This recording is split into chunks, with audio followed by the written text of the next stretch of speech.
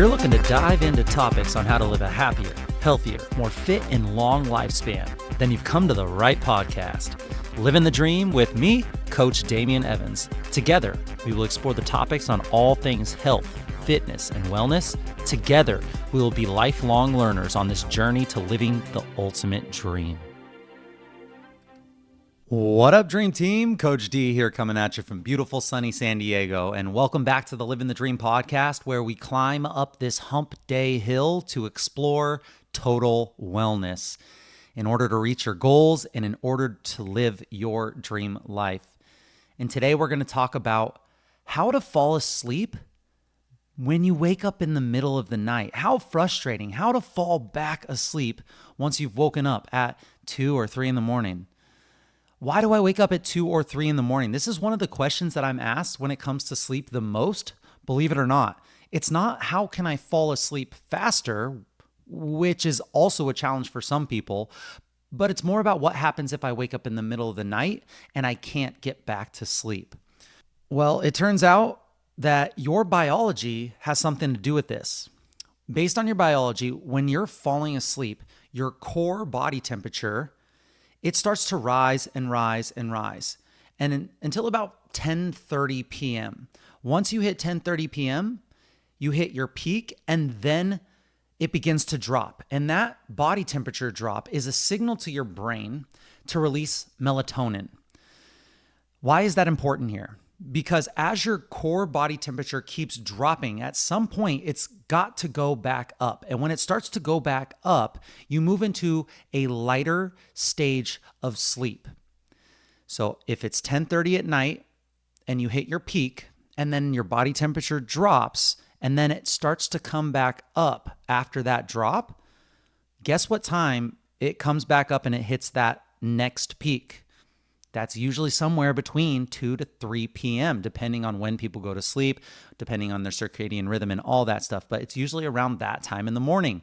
So I just want you to understand that this is part of your biology that's getting to you. Everybody sort of kind of wakes up at this time. Some people actually get up and they have a hard time going back to sleep. Others may not even remember getting into that lightest stage of sleep and being in a stage almost aware, but not aware. And some just are like totally 100% awake and they're like, oh man, I'm awake and now I can't go back to sleep. So if this is you and you do have difficulty falling back to sleep, what are you going to do about it? Well, I can tell you the first thing that you shouldn't do, and that's tip number 1, don't look at the clock. Don't look at the clock. You shouldn't. Most people do this. And I know this is going to be a tough thing because almost everybody looks at the clock when they wake up and they instantly do that mental math, right? They're like, okay, it's 3 o'clock now and I've got to get up at 7. Now I only have this many hours of sleep. And now I'm starting to feel stressed about the lack of sleep. And I'm going to be so tired because I don't have enough sleep. And now my whole day is going to be ruined because of this lack of sleep. And they try to force themselves to sleep and they just keep getting more stressed and more anxious about it. And it's just an upward spiral of negativeness. And I once heard, this made me laugh. I once heard someone say that sleep is a lot like love. And the less that you look for it, the more it shows up. Someone else said something a little less nice. They said, sleep is a lot like pooping. If you have to force it, you're not doing it right. Now, the love example has a much nicer ring to it, in my opinion, but both seem to be making very valid points here. What they mean by this is that you can't try to make yourself go to sleep. In fact, the best thing that you can possibly do is just relax. And now I'm going to do my best Office Space impression, but so if you could not look at the clock, that would be great. Shout out to Office Space. That movie rocked. But when you look at the clock also, usually people, what are they looking at? They're not really looking at a analog clock on their bedstand, are they? No, they're looking at their phone. And what does that phone screen have? That phone screen has blue light. Now, if you have your phone in your room, you're also probably making an error. Even having your phone within reaching distance causes your mind to subconsciously be distracted, knowing that this pocket-sized dopamine spiking slot machine with infinite content is just one grasp away. So put your phone out of the room, number one. But my point is don't look at the phone because it has blue light on it. And that blue light is a signal that daylight is coming or that daylight is here. So you're compounding a tough situation with further negative action. The next tip, we now have learned something called when you're lying still, you can do something called non-sleep deep rest. So you're not sleeping, but you're doing non-sleep deep rest. This is where you're lying in a position, it's dark, it's quiet, you're not moving. And it turns out that this in itself is a bit rejuvenative. It's not exactly like sleep, of course. If you were to do an hour of this non-sleep deep rest, lying quietly in a dark room, not moving, 1 hour is worth about maybe 20 minutes of good quality sleep. So that's just to say, don't worry if you are just lying there and you're not falling asleep. It's okay because you are still getting some form of rejuvenation. And hopefully that can kind of help resolve your anxiousness and help you relax a little bit. The goal is we don't want the anxiety to increase in the middle of the night. We want our natural sleep process to be able to take over. And Professor Andrew Huberman, he has a follow-along NSDR video that you can listen to on YouTube, and it'll help you fall back asleep really well, or at least get you that restorative rejuvenation time while laying and listening to it. I'll include the link to that YouTube video in the description of this episode, and we're also going to go over his sleep protocol in just a second. What I prefer to do personally is I go onto YouTube or I go onto a podcast and I search for a yoga nidra sleep meditation. Yoga nidra, yoga Nidra. It has changed my sleep notably. And now I try to do it almost every single night. I miss it when I don't do it. I do it right after a yin yoga deep stretch flow. It's really nice to be able to give my body the love and then be able to give my brain the love, and it goes right into sleep. My sleep tracker Oura Ring tells me that I get much better sleep quality and quantity when I do these things and when I go to bed a little bit earlier, of course. Another thing that I found out while researching about how to go back to sleep that I found really interesting is an important metric. In order to fall asleep, to enter into a nice state of unconsciousness, you want to have your heart rate at 60 beats per minute or below. And that becomes very, very important, especially if you're someone that gets up in the middle of the night, can't go back to sleep, and you go and you walk around the house or you go to the bathroom, just thinking that you have to go pee. Now, speaking of going to the bathroom, of course, if you wake up and you have to go to the bathroom, then definitely go to the bathroom. Don't hold it. But some people wake up in the middle of the night and they say, well, maybe I'll try to go to the bathroom, see if I need to pee. And I just don't really think that's a great idea, because then it's going to increase your heart rate. When you go from a lying position to a seated to a standing, and then you walk across the room or whatever, guess what? Your heart rate is going to speed up. So if you don't have to go to the bathroom, don't just try to go to the bathroom because you think that you should. Stay in bed, keep that body in a lying position so that your heart rate doesn't spike.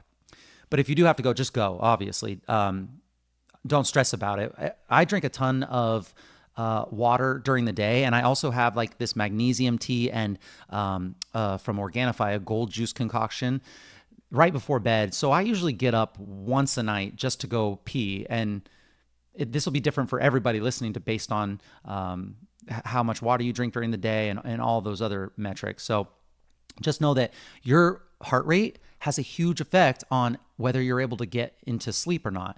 And that rolls right into another tip. You could try a 4-7-8 breathing technique. Now, we've talked about this before, but your breath is an incredible autonomic process that you can take control of. And you can actually control the state of your mind and body. You can actually put yourself from an amped up, go, go, go state into a more reserved, relaxed, calm state. And you can do that with your breath. There are other processes like your vision and like your muscle tone, but your breath is one of the easiest ones to take control of. So if you do notice that your heart rate is up, or you just want to try to get more relaxed and calm, you can try this breathing technique. I use it all the time, and it helps me a ton. We can do this to lower the heart rate, and my favorite technique is a 7, 8 breathing technique. And it's quite simple. So you breathe in for a count of 4. You hold your breath, pause your breath. You don't want to force a hold, but you pause your breath for 7, and then you let it go for 8. For this style, you don't want to push air in and out aggressively. This is a very gentle breath in, filling your lungs, holding and pausing, and then just letting the air out. What this does is it dumps out excess carbon dioxide from your lungs and allows fresh air to come in. It means that your heart doesn't have to work as hard, which means it lowers your heart rate. And that's kind of what we're looking for when it comes to you waking up in the middle of the night. So if you do go to the bathroom, or if your heart rate is up or whatever, hopefully you didn't look at the clock. And what I want you to do is remember that non-sleep deep rest is still rejuvenating. That's totally fine. Stop stressing, and then get into this breathing technique if you're able to. And once you get experienced with that breathing technique and you find your flow with it, you could even do what I have evolved to doing. And what I'll do is I'll put my hand on my stomach and my heart, and I'll start to feel my heartbeat. And then I'll try to make my breath counts match my heartbeat. So I listen to my heartbeat, or I feel my heartbeat, and I breathe in for 4, 3, 2, 1. My heartbeat is beating. I pause for 7 of those beats, and then I slowly let the air out for 8 of those beats. And this is really, really great for a few different reasons. This keeps me present. It also brings my awareness inside my body and away from all my crazy monkey mind thoughts. And one of the coolest things that it does is as you exhale, anytime you exhale, you are making your heart rate slow down. So your counts aren't actually even when it comes to the inhale and the exhale. They're actually manipulated to be even longer as you exhale, which means that longer exhales means more calm and relaxing state. It's kind of like a win-win hack that you can do on your breath. So give it a shot and let me know how it went for you. I really, really believe in this, and it really helps me out. It seems woo-woo, it seems stupid, it seems crazy, but the breath, I think that this should be something that we should access way more than we actually do. So let's move on from there. I want to finish this episode by reading to you the Huberman Lab Sleep Toolkit Protocol. He has a bunch of these protocols online that you can access. And a lot of the time we struggle going back to bed in the middle of the night. It's not because of there's something wrong within us. It's not like we have this thing that makes us not be able to go back to bed when we wake up that time of night. It's because we really aren't setting ourselves up for a good night of sleep the days before. So we're blaming it on our biology. Yes, it has to do with that melatonin spike and drop. It has to do with that body temperature spike and drop. But really, we're not setting ourselves up by the things that we could be doing the day before. So here's what he has to say about how to get the best sleep that you possibly can at night. Number 1, view sunlight by going outside within 30 minutes to 60 minutes of waking. Get outside and get sunlight on your eyes. Do that again late in the afternoon as the sun is setting. And if you wake up before the sun is out and you want to be awake, you can do this by turning on artificial lights and then going outside once the sun does rise.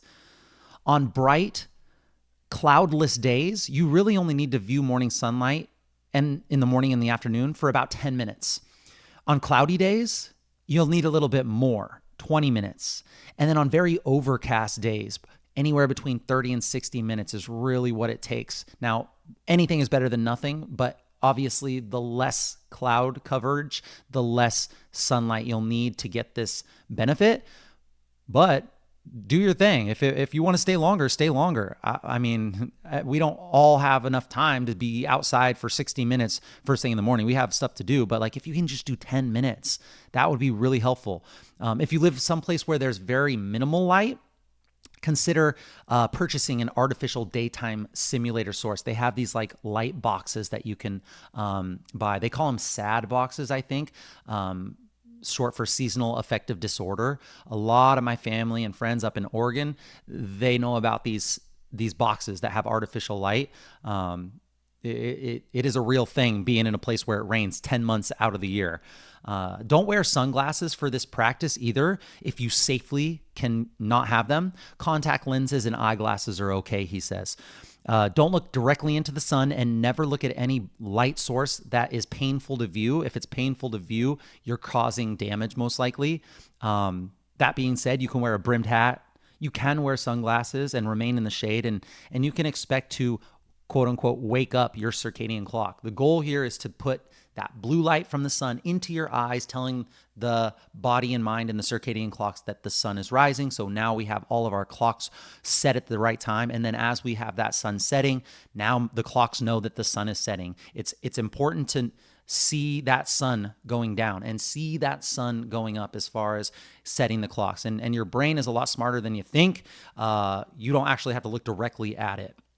Number 2, wake up at the same time each day, especially on the weekends. Wake up at the same time. A lot of us give ourselves jet lag over the weekends by staying out late, sleeping in, all that kind of stuff. You want to go to sleep when you first start to feel sleepy, and you want to wake up at the same time of day, Monday through Sunday if you can.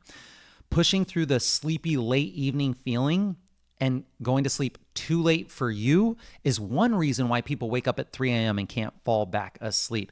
They're fighting past their biology of that, probably that temperature drop and that melatonin drop. Number 3, avoid caffeine within 8 to 10 hours of bedtime. Dr. Matt Walker, who wrote a really cool book on sleep, you should check it out. He is a sleep expert from UC Berkeley. He might even say 12 to 14 hours from bedtime. Now, Andrew Huberman does good with caffeine at 2 p.m. I do okay with caffeine 12 to 2 p.m. as well. Sometimes I'll do a quick, I'm afraid to admit this, I do like a 100 milligram caffeine pill right before I coach at 3 p.m. That might affect my sleep a little bit, but because I'm so using so much energy coaching a couple of classes and being up, I feel like that kind of counteracts some of the effects. I could be wrong, but they say that the further back you can push your caffeine, 8 to 12 a.m., 8 a.m. to 12 p.m., somewhere in there, is a lot better than doing caffeine after 2 p.m. Dr. Mac Walker was on the Huberman Lab podcast as well, and they discussed this in detail if you want to go search out that episode. Number 4, avoid viewing bright lights, especially bright overhead lights past 10 p.m. Anywhere between 10 p.m. and 4 a.m., if you have bright lights on, which I used to do when I was in high school, guys, I used to play video games all night long on a computer. The whole room was lit up by these lights. And the fact that it's overhead has an effect too. Here's a simple rule. Only use as much artificial lighting as you need for you to remain in your house safely. You can move about safely. You're not bumping into stuff. They have blue light blocker glasses that can really help a bit at night. There's 2 different kinds of blue light blocker glasses. There's the daytime use and there's the nighttime use. The nighttime use usually have a very dark tint to them. And usually when you put those on, you want to go to sleep within the next 30 to 45 minutes. Viewing bright lights of all colors are a problem for your circadian system. Candlelight and moonlight are totally fine. Candlelight and moonlight are acceptable. That's what we evolved with. But let's talk about shift workers here. Shift workers should see the Huberman Lab podcast on jet lag for offsetting shift work negative effects, because this is one of the biggest reasons why the shift working has been called a possible carcinogen, meaning that it causes cancer because it affects a bunch of things when you are not going with your circadian clock. So yes, we need shift workers, and it's just a sad thing that people that do shift work and they are all over the place with their sleep schedule and they're up at night and their lights are bright, that is affecting their health, and it's affecting their health negatively. So thank you to all those shift workers. We need you. We need you to have our society run. But if you are struggling with your health, it might be time for you to decide which one's more important. Is it the job, the money, or can I figure out a way to get another job that pays, that doesn't quite affect my health as negatively? Number 5, limit daytime naps to less than 90 minutes or don't nap at all. Andrew Huberman loves naps. He does many naps throughout the week, and so do a lot of his colleagues. He tends to do a nap for 30 minutes at most in the afternoons, maybe 45, but never longer than 45. Number 6, if you wake up in the middle of the night, which by the way is normal, do it once a night or so, and you're probably within the normal and okay range, but you just can't fall back to sleep. Consider doing that NSDR protocol that we talked about, or go to YouTube and search out Yoga Nidra, and you'll have hundreds to select from. Really good ones there. Just make sure that you don't have your screen on while you're watching this thing. I like to put mine either on a podcast, and then I have a sleep headband that I wear that has little headphones in it. Probably not great for Bluetooth, but it is what it is. There's trade-offs here. And you can also use the Brain FM app with the deep sleep track. Man, if you haven't got to try Brain FM, I highly recommend it. Use the code Coach Damien SD, all one word, all lowercase. You'll get a discount and they'll give you a trial. You'll be able to try it out. I guarantee you're going to love this stuff. It helps me study. It helps me sleep. It helps me focus. So NSDR, Yoga Nidra, or Brain FM. And then he talks about in his protocol, we got some supplements here, guys. You might want to consider taking 30 to 60 minutes before bed, magnesium threonate or magnesium biglycinate. He says 145 milligrams of threonate or 200 milligrams of bisglycinate. He also recommends 50 milligrams of apigenin, 100 to 400 milligrams of theanine, theanine. 3 to 4 nights per week, he also takes 2 grams of glycine and 100 milligrams of GABA. He says he would start with one supplement or none, and then add one at a time as needed. Some people do not need any supplements, and some people like the theanine, but not the magnesium or whatever combination you might think of here. So you just have to determine what's best for you. Don't take theanine if you have overly intense dreams, if you sleepwalk, or if you have night terrors. He says don't take theanine. And also, some people, less than 5% of the population, get an agitated stomach from magnesium supplementation, in which case, obviously, you wouldn't want to take it. The supplement that he trusts comes from Thorne. The supplement that we use in our household comes from Ned, N-E-D. It's a really good product called Mellow. You could use the discount code JAMEEMARIE, Jamie Marie, JAMEEMARIE, all one word, for a good discount off of all of Ned's product. They also have a CBD sleep tincture that it's actually very potent. If you're going CBD route, they have a sleep tincture that is amazing. We do the magnesium, which is it's fairly cost efficient. It's delicious and it's really easy. You just pour it in water and you stir it up and you drink it right before bed. So that's the supplements there. Number 8, expect to feel really alert 1 hour before your natural bedtime. This is a natural occurring spike in wakefulness that sleep researchers have observed. Don't freak out if it happens, it will pass. So a lot of people get all worried because they think that they're amped up right before they go to bed. Expect to feel a little bit more alert 1 hour before your natural bedtime. That's very interesting. Number 9, keep your room that you sleep in very cool and dark, and layer on blankets that can be removed. Your body needs to drop in temperature by about 1 to 3 degrees to fall and stay asleep effectively. As we talked about before, body temperature increases are one of the reasons why you wake up. Thus, if you keep your room cool and you remove blankets as needed, if it's too hot, you would have to use a cooling device, and that's harder than just simply tossing off a blanket and that gets you too warm. We do use a cooling device.